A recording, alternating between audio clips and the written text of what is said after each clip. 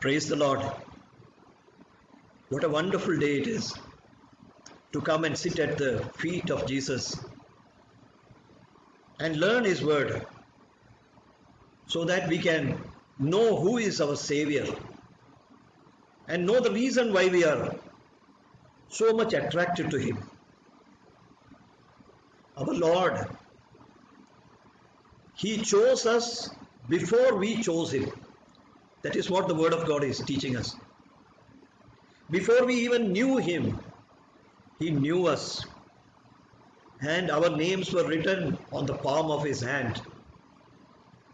In fact, it was because our names were written on the palm of His hands that He received the engraving which was given by the nails when He was hanging on the cross for our sake. Our names were written on the palms of His bleeding hands. And that is why He endured the cross for our sake. And His sacrifice, which was made on behalf of the entire world, was found pleasing in the sight of God our Father. And God our Father accepted the sacrifice of Jesus. And because He accepted that sacrifice, we have been reconciled to the Father. And God our Father became our God. We became the children of God. Hallelujah. Oh, what a great privilege it is. Because we are still in the body, we do not understand what is the significance of this status that God has given us through His Son Jesus Christ, by which Jesus became the first of His offsprings, and we are the remaining offsprings. But when we come to Jesus on that last day, when we meet Him face to face, on that day we will fully understand what is the exalted position that He has given to us. Hallelujah. Oh, really, you and I, we are really blessed in this earth. Because out of all the people of this world who are richer than us, more powerful than us, who are wiser than us, more knowledgeable than us, the Lord has chosen us. And He sent His messengers to speak to us. And when the messengers spoke the words of the gospel, they became alive to us, and we surrendered our life to Jesus Christ, and Jesus became our Lord, our Messiah, our God, our only God, forever and ever. Oh, that blessed moment when we were born again, because we were rescued out of this world, and we have been born again in the Spirit, and we have become the children of God just for one fact, that we confess with our mouth that Jesus Christ is our Lord, and because we believed in our heart that God our Father raised Him from the dead. Therefore we are rescued from the destruction that is going to come onto this world, in the same way in which God rescued Noah and his family, in the same way in which God rescued Lot and his two daughters when Sodom and Gomorrah was burning. In the same way the Lord has rescued us, and now we are safe. We are safe in the ark who is called as Jesus. Hallelujah. We have come to the Gospel according to St. John and chapter 21. And we will be reading from verse 1 onwards. After these things, Jesus showed himself again to the disciples at the Sea of Tiberias. On this wise showed he himself.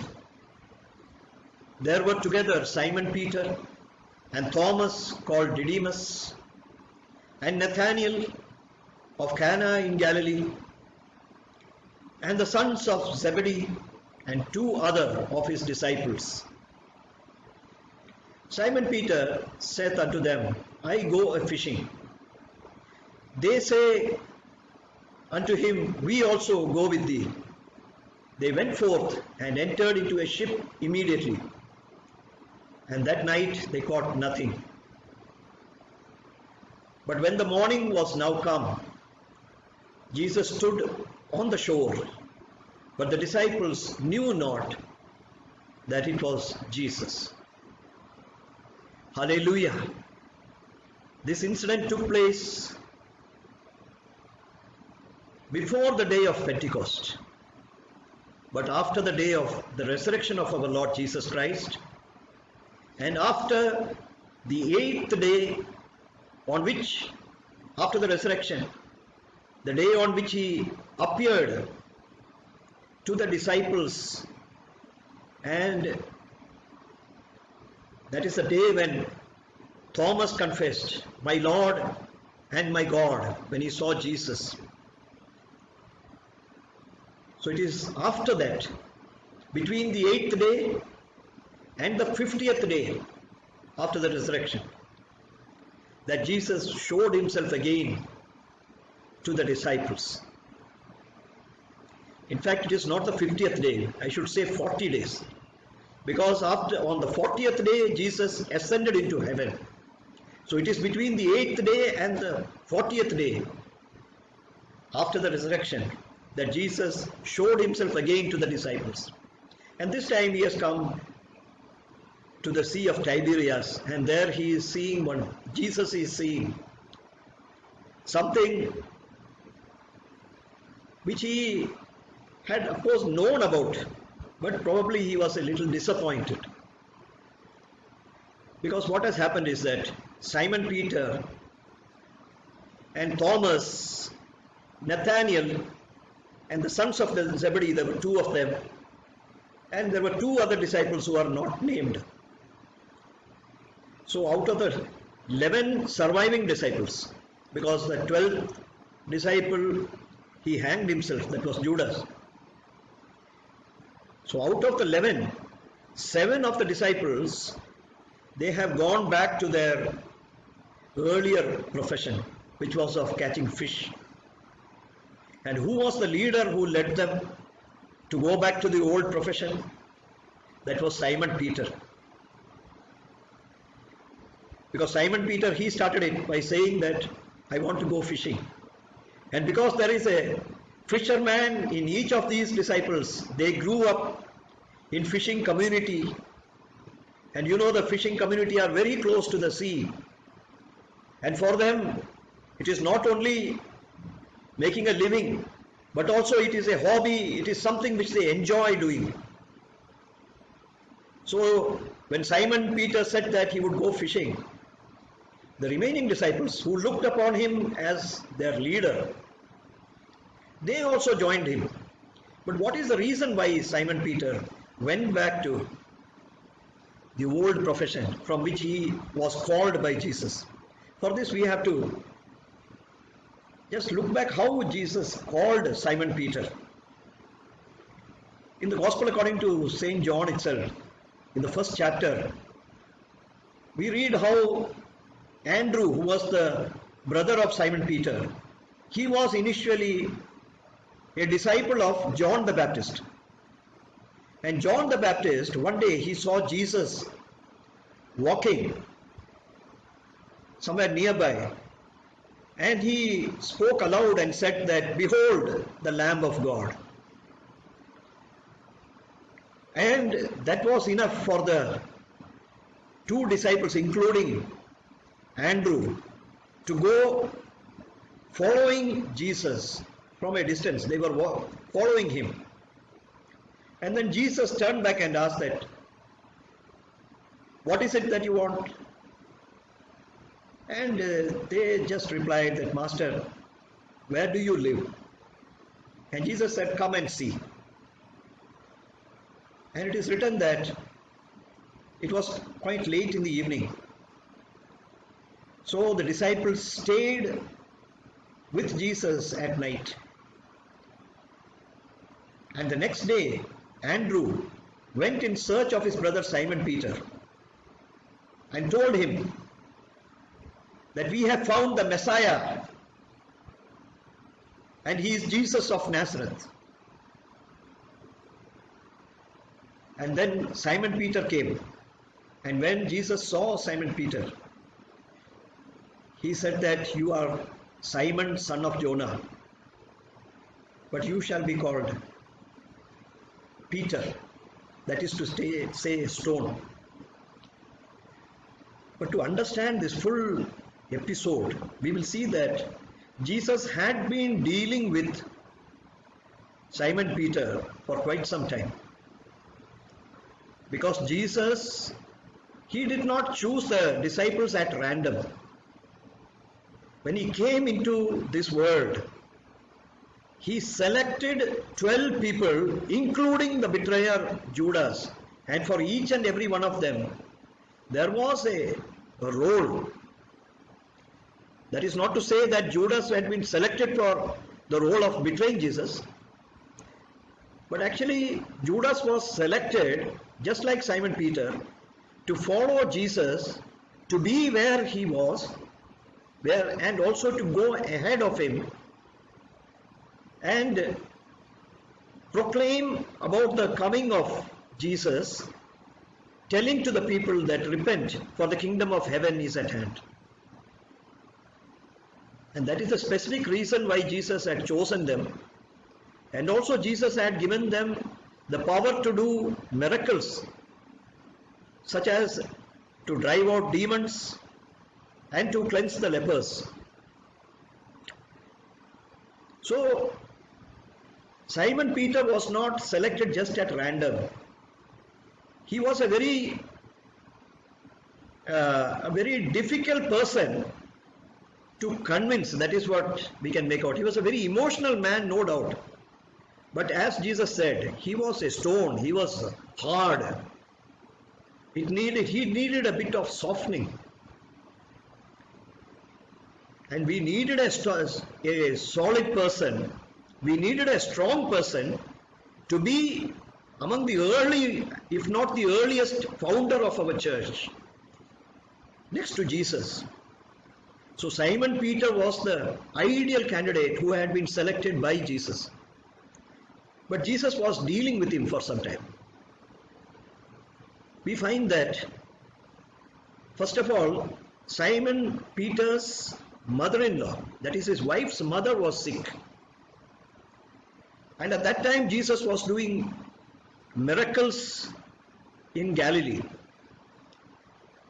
So what happened is that the disciples, they went and informed Jesus about Simon Peter's mother-in-law being sick. And Jesus came into the house of Simon Peter. But there is no mention of Simon Peter there at all when Jesus comes. And when Jesus healed the mother-in-law of Simon Peter, it is written that she got up and she started ministering to Jesus. But again, there was no mention of Simon Peter being there at all. Probably he stayed away from Jesus at that time. And then we see the second encounter. That is when Jesus was walking along the same lake, that is the Sea of Galilee. He saw Simon Peter's boat. And Simon Peter was nearby, and there was a big crowd following Jesus. So Jesus asked the permission of Simon Peter to enter into his boat, because the crowd was crowding around him. And Simon Peter, he allowed him. This was the first concession that he made for the Galilean whom he knew as Jesus. And we don't find there also that Simon Peter was a follower of Jesus. On the contrary, he was the owner of the boat, and he had given permission to Jesus to enter into the boat. And Jesus, he requested Simon Peter to take the boat a little further away so that he could talk to the people. And then after he finished preaching, and we read about this account in Luke's Gospel chapter 5, after Jesus finished preaching, then he looked at Simon Peter and he said that, now you take this boat a little deeper and let down your net for a catch. And Simon Peter, there he confessed that he was not such a great fisherman as Jesus was imagining. And he said that, Lord, we have fished the whole night and we have caught nothing. Then Jesus, he said that you put down your net on the right side. And there Simon Peter is telling that since you are saying so, I will do it now. And he put the net. And there was such a huge catch that Simon Peter, he was afraid that the boat would sink. And the net was breaking. So he called his partners on the other boats. And they all came, and the net had torn. And even when they loaded the other boat, both the boats, it seemed as though they will sink. And there it is written that Simon Peter, he fell at the feet of Jesus. And he said that, get away from me, Lord, for I am a sinful man. Simon Peter was convinced that he was not worthy to be a follower of Jesus Christ. So this incident where Simon Peter fell at the feet of Jesus, that was the third and final encounter where he finally surrendered to Jesus. And it is the second encounter that we are reading about in the first chapter of John. That is when Andrew took Simon Peter to Jesus. At that time also, though Jesus called him as Peter, there was no response from Peter. Peter did not reject it, he did not accept that name.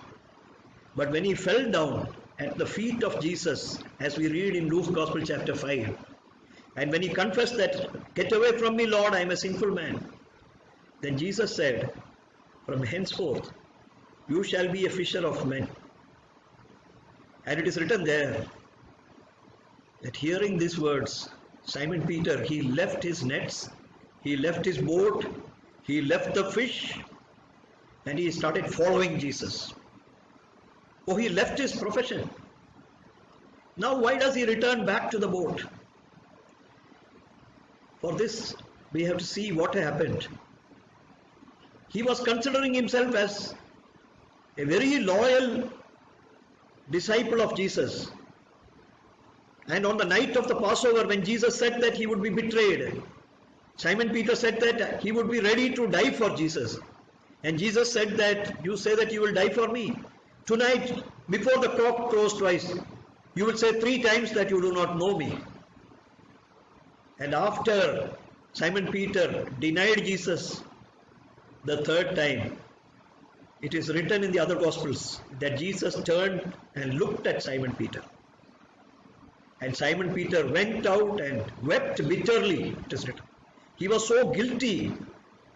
He was feeling so helpless. He was feeling so inadequate. He was considering himself as totally unworthy to be a disciple of Jesus Christ. So even though he saw that the Lord had risen again, he did not think that the Lord would be wanting him again back to that position which he had left. And that is probably the reason why he said that he would go back to his earlier profession. And the other disciples, why did they do it? Because they used to follow Peter. Whatever he used to say, they would do. So Simon Peter took them back to the old profession.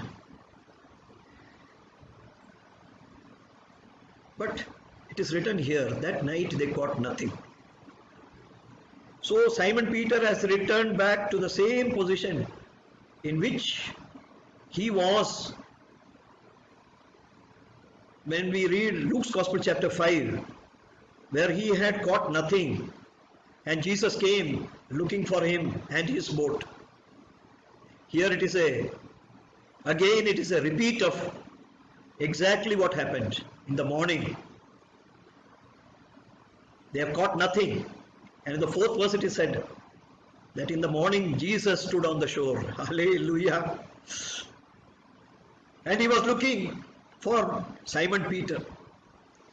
But you know, Simon Peter could not recognize Jesus anymore. He had gone away in his spirit.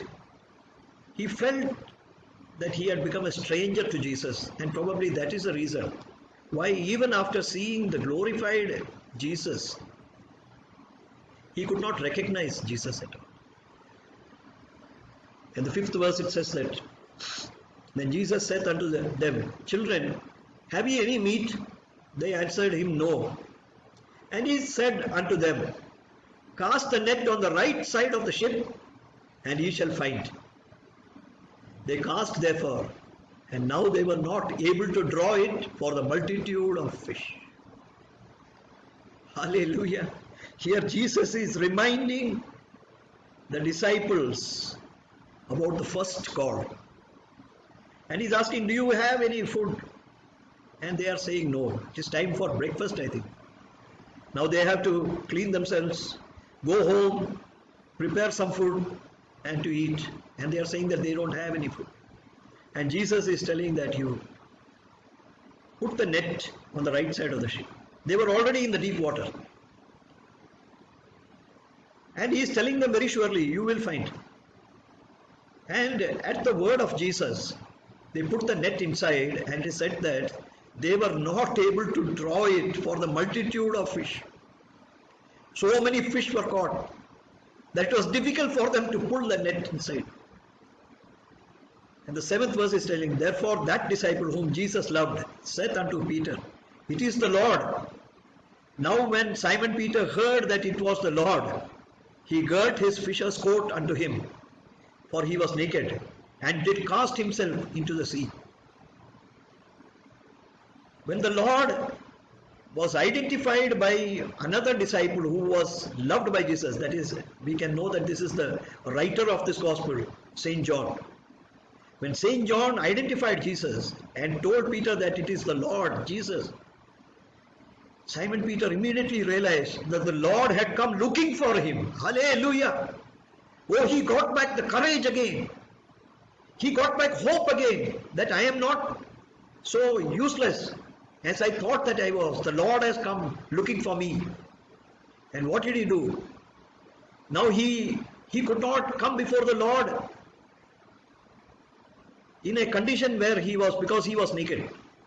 So, because he honored the Lord so much more now, he took the fisher's coat without bothering that it will get wet, and he put it around himself, and he cast himself into the sea. He did not wait to see how much fish was there. He did not wait to see what their companions will do. He did not wait for the boat to be rowed to the shore. He was so excited that the Lord had come looking for him, that the Lord has a need for him, that he jumped into the water with the fisher's coat, and he came to the Lord. And the 8th verse is saying, the other disciples came in a little ship, for they were not far from land, but as it were 200 cubits, dragging the net with fish. Now they could not drag the net into the boat, so they were dragging the net with the fish, and they were coming to the shore. And it is written 200 cubits, that means they were only about 300 feet away from the shore. 300 feet is very close. And they came with the ship, and they were dragging the net with the fish. And 9th verse is saying, as soon as they were come to land, they saw a fire of coals there, and fish laid thereon, and bread. Hallelujah! The Lord had already made a breakfast ready for these disciples who had deserted the task for which he had called them. He had called them to become fishers of men, but here they were fishing for fish in the sea. And the Lord, he did not need the fish which these people were catching, because already he had fish prepared and he had kept bread also ready. And the 10th verse is saying, Jesus said unto them, bring of the fish which ye have now caught. Simon Peter went up and drew the net to land full of great fishes, and 153. And for all there were so many, yet was not the net broken. Hallelujah. You know, on the first occasion when Simon Peter had let in the net, he had pulled the net into the boat, and the net had broken in the 5th chapter of Luke. But in this case, the net was not broken, even though there were 153 fish. It seems that 153 is a very big number of fish. Probably it was a huge size fish. And that is why they were not able to pull it into the boat. It was so heavy. But Simon Peter, when he drew the net and started counting the fish, he found 153 fish. Yet the net was not broken. So by this the Lord was signifying that by following me, you are not going to have any sort of a loss to your profession, a loss to your equipments. If you try to do your profession on your own without me, you will not get as much success as you will get when you are with me. If I join you and we do your work, then you will have a great success and you will not suffer any loss. You will never be dejected. You will never be disappointed. That is what the Lord was signifying. Today, my dear brothers and sisters, have we taken Jesus as our partner? Jesus has not told you to just leave your profession as, Simon Peter, in the case of Simon Peter and many other people. Jesus said that follow me and I will make you fishers of men. They were literally fishermen. But you and I, we have also become fishers of men. But in the place where we are, if we take Lord as our partner, then we will have a great catch of the fish of men. That is what the Lord is signifying. And you will have no loss regarding your profession also, regarding your equipments also. You will have no loss. On the contrary, you will be having successes only. And the 12th verse is saying, Jesus said unto them, come and dine. And none of the disciples durst ask him, who art thou? Knowing that it was the Lord. Jesus then cometh and taketh bread and giveth them, and the fish likewise. This is now the 3rd time that Jesus showed himself to his disciples. After that, he was risen from the dead. Now you see, the disciples who were so close to Jesus, when he went to the cross, they were dealing with him daily. But now they were not able to recognize Jesus, and they were afraid to ask him also, because there was a great majesty in Jesus. He is divine. His presence is divine. And none of them felt like asking him who it is. But they knew that this is the Lord only. Only the Lord can do such a miracle. And then Jesus, he is coming and he's giving bread to them. And he gave the fish also to them, so that they could dine, so that they could get back their energy from all that, the lack of sleep and the hard work and toil that they have done at night. Jesus himself came and refreshed them. Jesus did not rebuke them for leaving the profession for which he had called them. On the contrary, Jesus dealt with them so kindly, so gently. That is our Lord Jesus. He does not accuse people. He does not scold people. He does not find fault with people. He accepts us as we are, with all our weaknesses, knowing that it is his love and his kindness and his consideration that will change us into worthy disciples who love him sincerely from our heart. For this, may the Lord bless us. Let us pray. Heavenly Father, we thank you for talking to us till this time, O Lord. Father God, we thank you for the work that you are doing within us, O Lord. You have called us to become fishers of men, O God. Give us success, O Lord, in this work that you have given us, O Father. Because without your help, O Lord, we cannot catch any fish, O Lord. We cannot catch any man, O Lord. We ask you that you come to our help, O Lord. And we know, Lord, that you will take care of also our worldly needs, O Lord.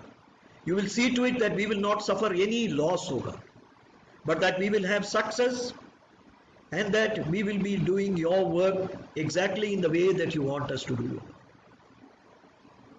Thank you for hearing our prayer. In Jesus' name we pray. Amen.